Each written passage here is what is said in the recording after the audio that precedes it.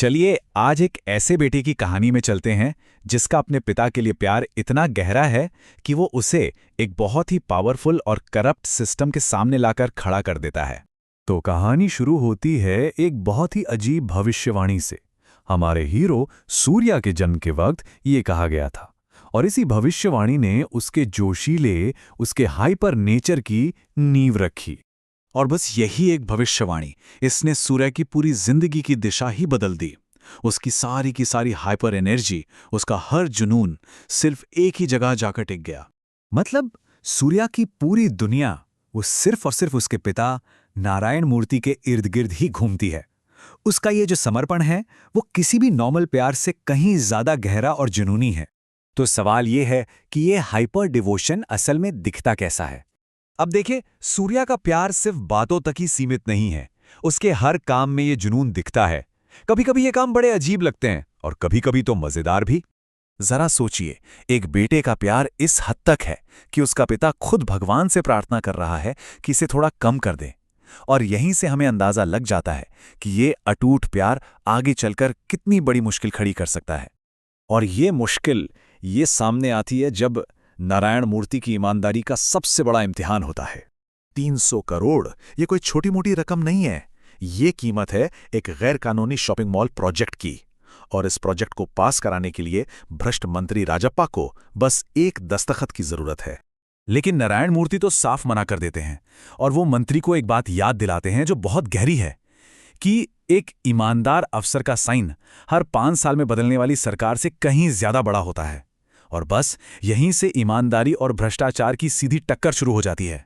अब मंत्री गुस्से से आग बबूला है और वो नारायण मूर्ति को डराने के लिए शहर के एक गैंगस्टर गजा को काम पर लगाता है। और यहीं से कहानी में आता है एक जबरदस्त विडंबनापूर्ण मोड़। अब किस्मत का खेल देखिए। सूर्या इत्तेफाक से गजा की जान बचा लेता है और दोनों पक्के दोस्त बन जाते हैं। गजा सूर्या से इतना इंप्रेस हो जाता है कि वो उसे अपनी प्रॉब्लम के बारे में बताता है, एक जिद्दी ऑफिसर की कहानी। और यहीं पर सूर्या अपने नए दोस्त की मदद के लिए एक खतरनाक प्लान बताता है, ये जाने बिना कि वो किसके खिलाफ है। और बस यहीं पर सूर्या अनजाने में अपने ही पिता को तोड़ने का पूरा ब्लूप्रिंट तैयार कर देता है। साम दाम भेद दंड। और गजा एक एक करके ठीक वैसा ही करता है जैसा सूर्या ने उसे समझाया था। और फिर वो पल आता है जब सच्चाई एक झटके में सामने आ जाती है। गजा के आदमी गलती से सूर्या को ही किडनैप कर लेते हैं, ये सोचकर कि वो उस ऑफिसर का बेटा है। और उसी वक्त सूर्या को एहसास होता है कि जिस ऑफिसर के खिलाफ उसने साजिश रची वो कोई और नहीं बल्कि उसके अपने पापा हैं। सूर्या टूट तो जाता है, लेकिन अब उसे पूरी कहानी समझ आ चुकी है और यहीं से वो एक अनजाने मददगार से अपने पिता का सबसे बड़ा प्रोटेक्टर बन जाता है। वो सीधा मंत्री के सामने जाकर खड़ा हो जाता है और उसे चैलेंज करता है कि 15 दिन में उसके पापा के रिटायरमेंट से पहले वो उसका पूरा करियर खत्म कर देगा। और यहां सूर्या की असली स्ट्रैटेजी सामने आती है। वो कोई मारपीट नहीं करता बल्कि एक दिमागी खेल खेलता है। वो बहुत चालाकी से मीडिया, पब्लिक और सिस्टम तीनों को मंत्री के खिलाफ एक हथियार की तरह इस्तेमाल करता है। और आखिर में आता है check in mate. Live TV पर सूर्या मंत्री को एक नकली हॉस्टेज सिचुएशन में ऐसा फंसाता है कि उसे अपने इस्तीफे पर साइन करने के लिए मजबूर होना पड़ता है। और उसका ये पतन पूरा शहर लाइव देखता है। मंत्री की हार होती है और नारायण मूर्ति का सम्मान उनके रिटायरमेंट से ठीक पहले बहाल हो जाता है।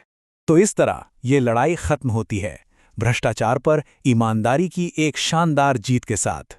और अपने आखिरी भाषण में नारायण मूर्ति जो कहते हैं वो इस पूरी कहानी का सार है। वो कहते हैं कि उनकी असली दौलत पैसा या रुतबा नहीं बल्कि उनके बेटे का किरदार है। तो ये कहानी हमें एक सवाल के साथ छोड़ जाती है कि कैसे एक बेटे ने अपने हाइपर नेचर को इंसाफ की लड़ाई में एक बहुत ही ताकतवर हथियार बना दिया।